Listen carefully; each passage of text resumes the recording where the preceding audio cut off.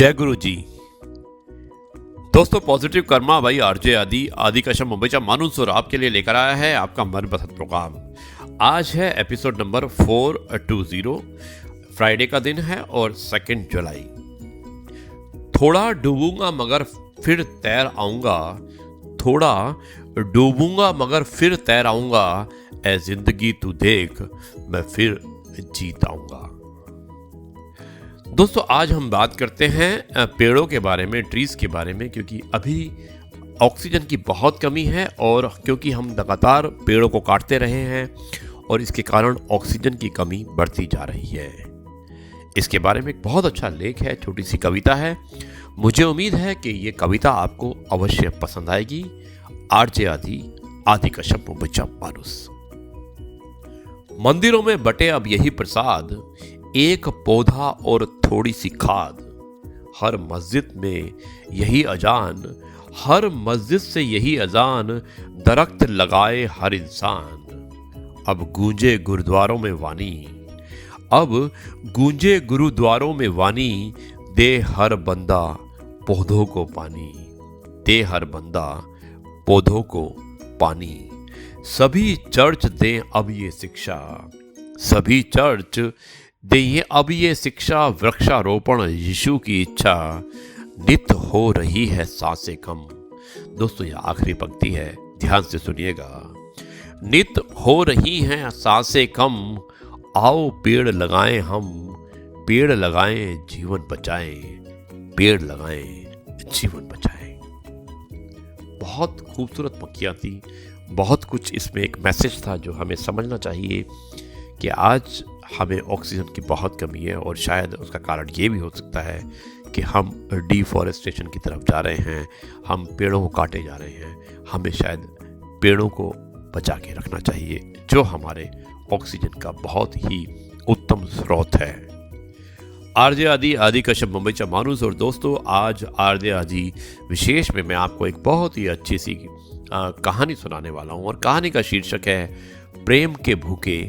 ये एक बहुत ही अच्छी स्पिरिचुअल कहानी है और इसमें दिखाया है कि एक तरह से किस तरह से आप लीन हो जाते हैं ईश्वर के अंदर, और it requires your affection, your love, your sacrifice also.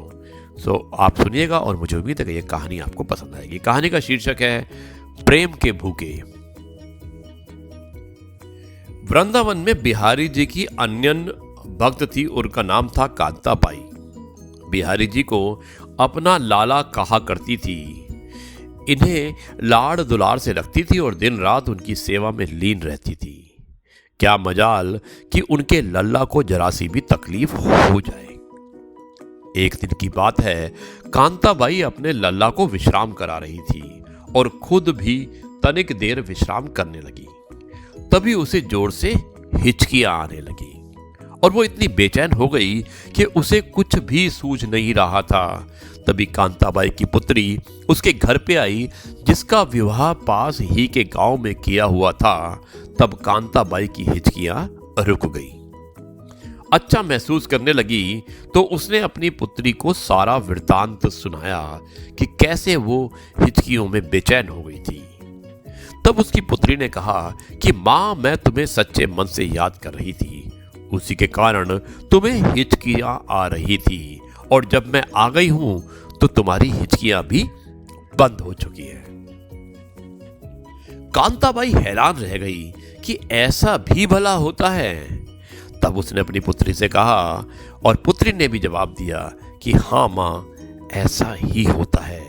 जब भी हम किसी को, अपने को, किसी जो भी हमारा अपना होता है, उसको मन से याद करते हैं तो हमारे अपने को हिचकियां आने लगती हैं।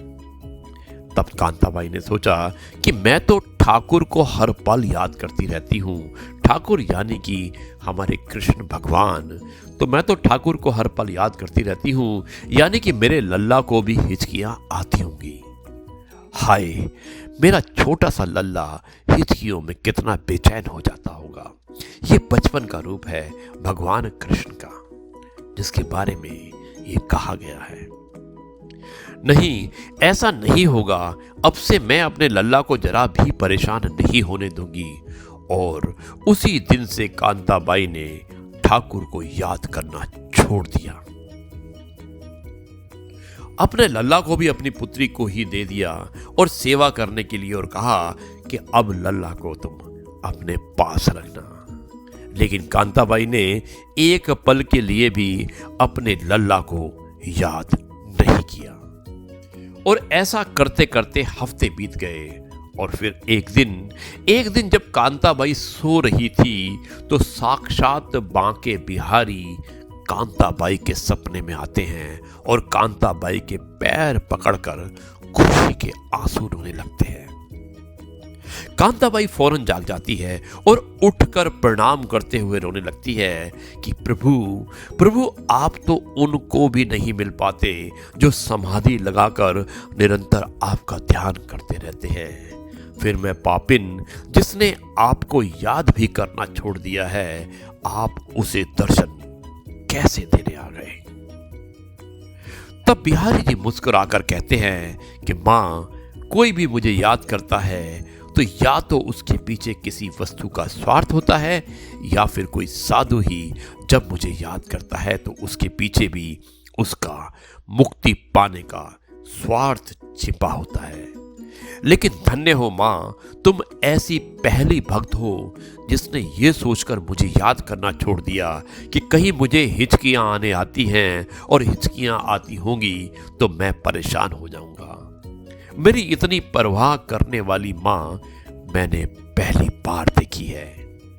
तभी कांताबाई अपने मिट्टी के शरीर को छोड़कर अपने लल्ला में ही लीन हो जाती है। इसलिए दोस्तों, वो ठाकुर तुम्हारी भक्ति और चढ़ावे के भूखे नहीं हैं। ठाकुर यानी कि ईश्वर कभी भी तुम्हारी भक्ति और तुम्हारे चढ़ावे के भूखे नहीं होते हैं। वो केवल और सिर्फ केवल तुम्हारे प्रेम के भूखे होते हैं। उनसे प्रेम करना सीखो। यही शिक्षा है इस कहानी की और यही हमें सीख मिलती है। मुझे उम्मीद है कि प्रेम के भूखे नाम की ये कहानी आपको पसंद आई होगी। अब मैं इस कार्यक्रम को यहीं पर समाप्त करता हूं और कल आपसे एक बार फिर मुलाकात होगी एक नई कहानी, नए किस्से और नई बातों के साथ। तब तक के लिए कहता हूं नमस्कार, जय हिंद, वंदे मातरम, भारत माता की जय। जय जवान, जय किसान, जय गुरु जी, शुक्राना गुरु जी।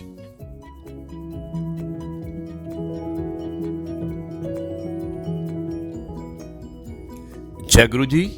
दोस्तों, आज है एपिसोड नंबर 415 और रविवार का दिन है 27 जून और यह है आपका अपना प्रिय आरजे आदि का शब्द मुंबईचा माणूस। शुरुआत करता हूं आज के कार्यक्रम की कुछ इस प्रकार। इसमें 2 कार्यक्रम होंगे। पहला होगा चीयर्स जिंदगी, जिसमें कि आपको जिंदगी के बारे में बताया जाएगा, और दूसरा होगा बेचारा रिटायर्ड पति क्या करे, यानी कि एक पति रिटायर हो चुका है और उसे हमेशा रिटायरमेंट के बाद घर में किस तरह की बातें सुननी पड़ती हैं, उस बारे में एक छोटा सा व्यंग्य है और मुझे उम्मीद है कि ये आपको पसंद आएगा।